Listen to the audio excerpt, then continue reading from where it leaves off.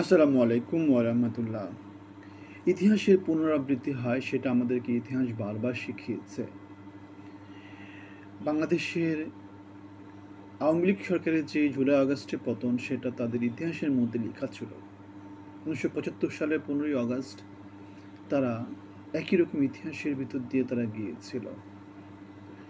সুতরাং তাদের যে চিন্তা চেতনা, তাদের যে ক্ষমতা নিয়ে যে আধিপত্য সেটা 75-এ আমাদেরকে যেমন করে দেখিয়েছে, 2025-এ বা 17 বছরের ফ্যাসিজম আমাদেরকে সেটা আরও বেশি করে দেখিয়েছে।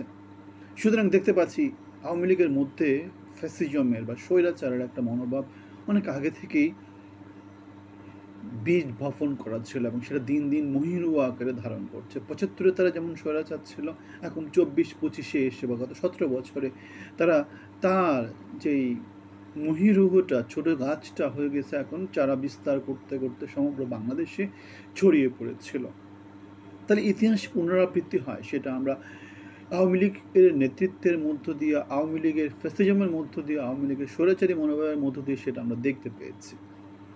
এখন ইতিহাস পুনরাবৃত্তি হয় সেটা আমরা আবার দেখতে পাচ্ছি কোন জায়গা থেকে, আমাদের আসিফ মোহাম্মদ সজীব ভুঁইয়া। আমরা দেখতে পেয়েছি জুলাই আগস্টে হাসিনা সরকার পালিয়ে যাওয়ার পরে থেকে নানা রকমের অপমানসূচক অনেক কিছু করার জন্য, যেমন হাসিনার একটা প্রতিকৃতি কোনো মনে হয় আমাদের যে ম্যাটেরিয়াল ছিল সেগুলোর কোনো এক জায়গাতে আঁকা ছিল, সেখানে থুতু মেরেছে, জুতা মেরেছে, সেখানে কাদা মেরেছে, অনেক কিছু মেরেছে।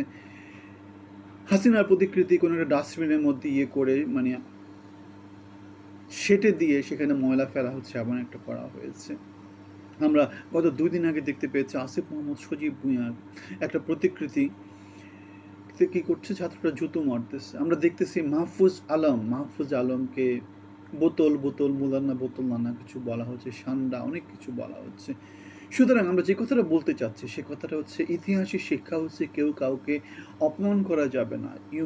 ইতিহাসের শিক্ষা হচ্ছে কি মানবিক মূল্যবোধ নিয়ে এগিয়ে যেতে হবে, মেধা যোগ্যতা ভিত্তিক একটা সমাজ তৈরি করতে হবে, যা যেটা পাওয়া তাকে সেটা দিতে হবে, চোরতান্ত্রিক সমাজকে না বলতে হবে। কিন্তু আমাদের বাংলাদেশে তো সেটা হয় না। বাংলাদেশে কি হয়, বাংলাদেশে এক চোর যায় আরেক চোর আসে, বরং আগের চোর যেরকম ছিল তার থেকে নতুন চোরটা আরও বেশি গুণ চুরি করে। আগের যে স্বৈরাচার তার থেকে নতুন স্বৈরাচার আসে, সেটা আগের স্বৈরাচার থেকে হাজার গুণে ছাড়িয়ে যায়।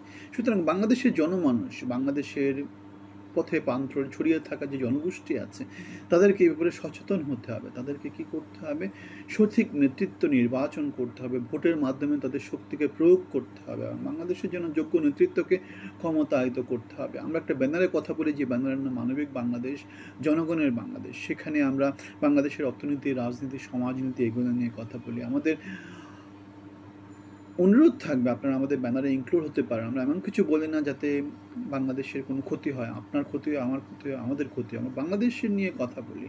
আমরা কোনো নেতৃত্বের জন্য কিছু বলি না, আমরা কারো দোষও খুঁজি না। আমরা যেটা খুঁজি সেটা হচ্ছে ওভারঅল বাংলাদেশ নিয়ে, ওভারঅল বাংলাদেশের সবাইকে নিয়ে আমরা আলোচনা করি, যেখানে বাংলাদেশের মঙ্গল নিহিত আছে। আমাদের সাথে যুক্ত হওয়ার জন্য আপনাদের আমন্ত্রণ থাকলো। ভালো থাকবেন, ধন্যবাদ।